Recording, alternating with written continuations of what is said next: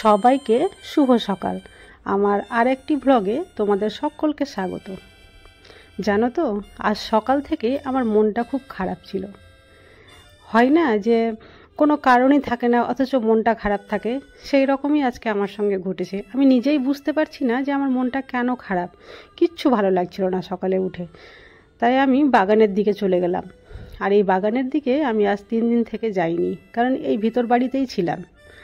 তো বাগানের দিকে গেলে আমার একটু ভালো লাগে আর কি, একা একা সময় কাটাতে আমার খুব ভালো লাগে। আমার যখন টেনশন হয় না, তখন আমি এই গাছপালার সঙ্গে নিজেকে রাখতে খুব ভালোবাসি।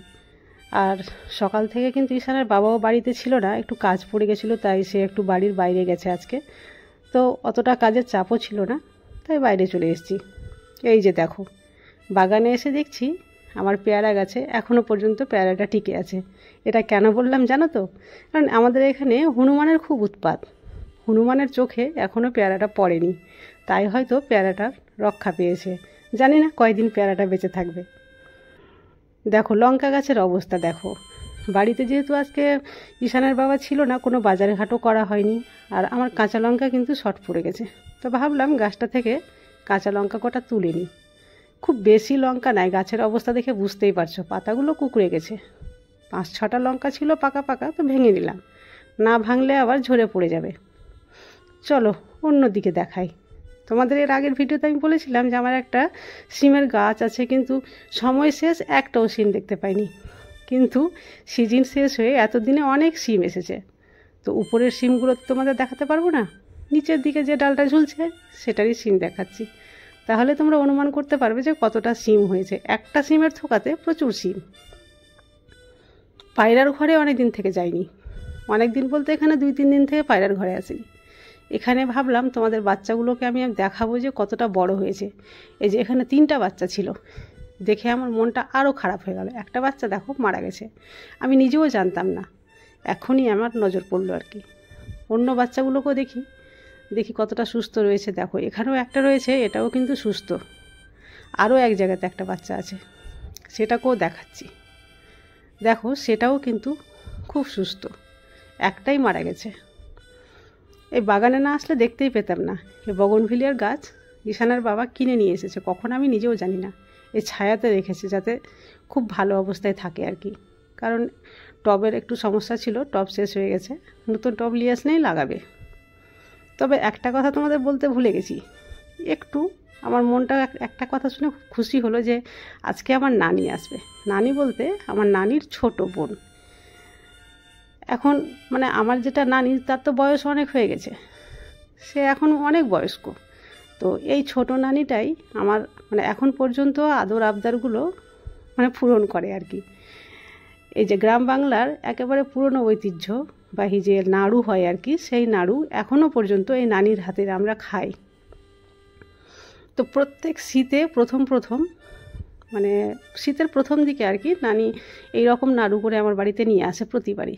এবার কিন্তু আসতে একটু দেরি হলো, কারণ নানিরও একটু শরীরটা খারাপ ছিল, কিন্তু নিয়ে এসেছে।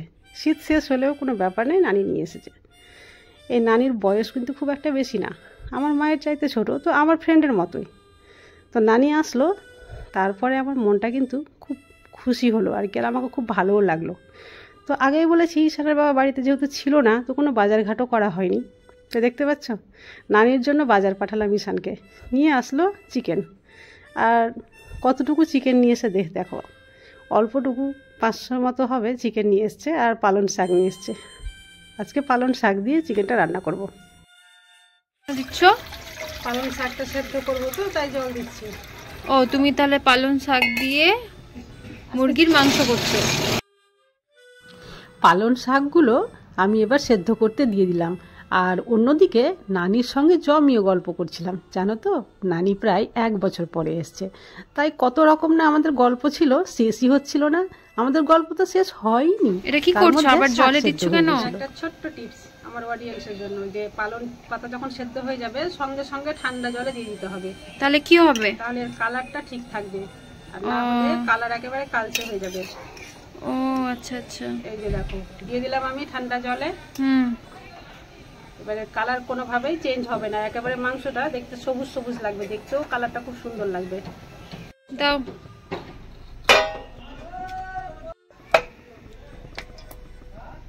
এবার কি করবে? চিকেনটা ফ্রাই করব। চিকেন তো আমি ধুতেই ভুলে গেছি, দেখি এদিকে দেখা।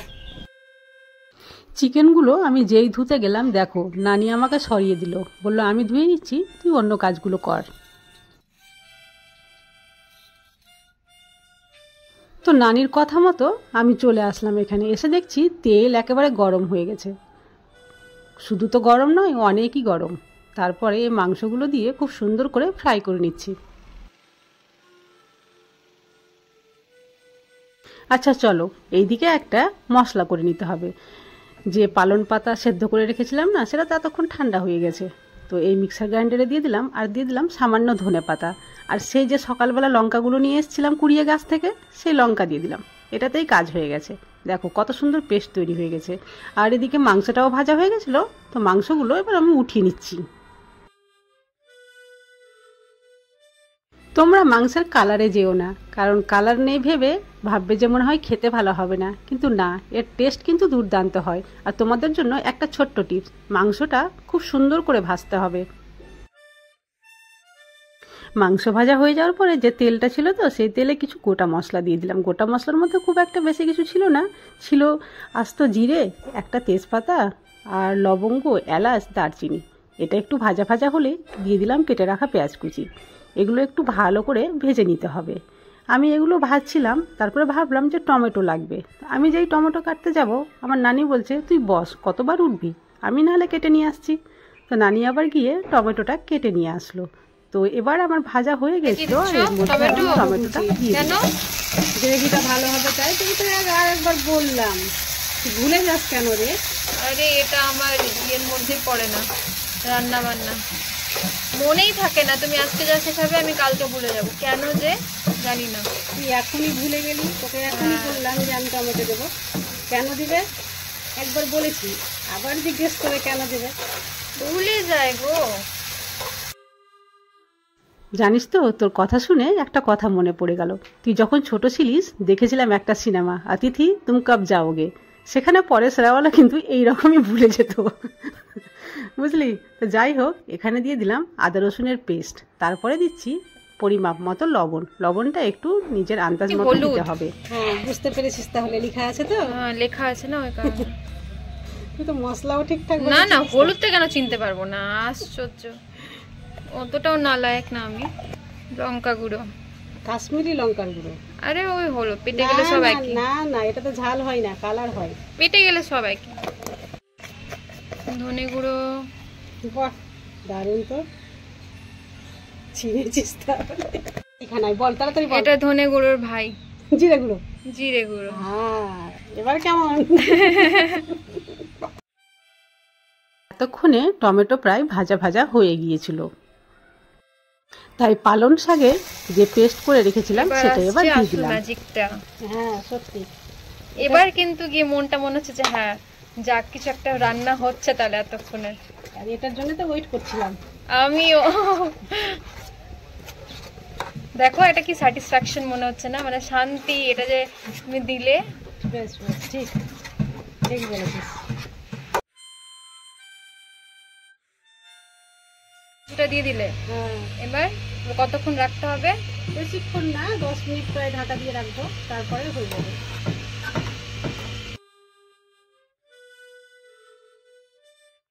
চিকেনগুলো এইভাবে ঢাকা দিয়ে রেখেছিলাম প্রায় 10 মিনিটের জন্য। আর আমরা অন্যদিকে আবার নিজেদের মধ্যে গল্পে মত্ত হয়ে গেছিলাম। কিন্তু আসলে কি জানো তো, আমাদের গল্প করতে করতে 10 মিনিটের জায়গা পার হয়ে কখন 12 মিনিট হয়ে গেছে আমরা বুঝতেই পারিনি। হঠাৎ করে মনে পড়েছে, এই তো মাংস চাপিয়েছিলাম না, তখন ঢাকনাটা খুলে দেখছি মাংস অলরেডি কমপ্লিট হয়ে গেছে। তাই দিয়ে দিলাম গরম মশলার গুঁড়ো, আর সব শেষে দিয়ে দিলাম 1 চামচের মতো ঘি। আর ঘি দেওয়ার পরে এত সুন্দর সেন্ট, বাড়ি শুদ্ধ একেবারে মন মাতানো সেন্ট। যা হয়েছিল না, রেসিপিটা দুর্দান্ত।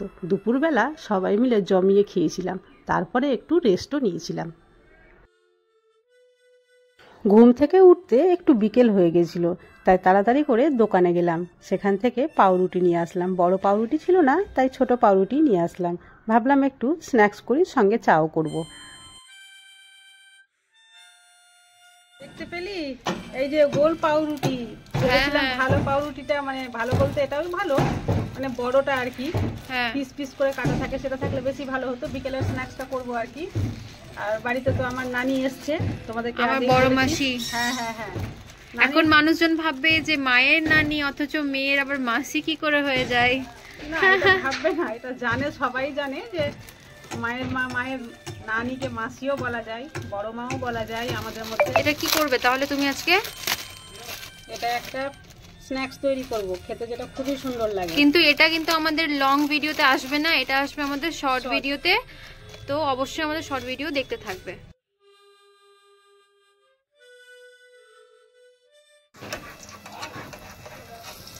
তো গায়ে ছিটে পড়লো, তেলটা তোর গায়ে পড়লো, ভালো হয়েছে।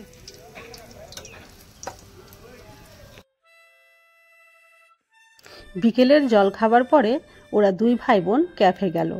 তোমরা তো জানো আজকে ঈশানের বাবা একটু বাড়িতে ছিল না, আর আজকে কেয়ার জন্য ক্যাফে যাওয়াটা খুবই জরুরি ছিল। তো ঈশান বললো, চল দিদি আমি নিয়ে যাচ্ছি। তাই ওরা ভাই বোন মিলে বাইকে করে ক্যাফে চলে গেল। আর প্রায় সন্ধ্যা হয়েই আসছিল, তো আমি বললাম, যা ভালো করে যা, আর খুব তাড়াতাড়ি ফিরবি কিন্তু। তো ওরা বললো ঠিক আছে। তো ওরাকে এইভাবে বিদায় করে দিয়ে আমি বাড়ি চলে আসলাম। তো আজকের ব্লগটা যেহেতু সন্ধ্যা হয়ে আসলো, তাই এখানেই আমি শেষ করছি। আর হ্যাঁ, এই ভিডিওটা তোমাদের কেমন লাগলো কমেন্টে অবশ্যই জানাবে। আর এই ধরনের ভিডিও পেতে হলে অবশ্যই চ্যানেলটি সাবস্ক্রাইব করে পাশে থেকো, আর একটা লাইক দিতে যেন ভুলো না। আজ তাহলে এই পর্যন্তই, কাল আবার আসবো অন্য কোনো নতুন ভিডিও নিয়ে। ততক্ষণ পর্যন্ত ভালো থাকো।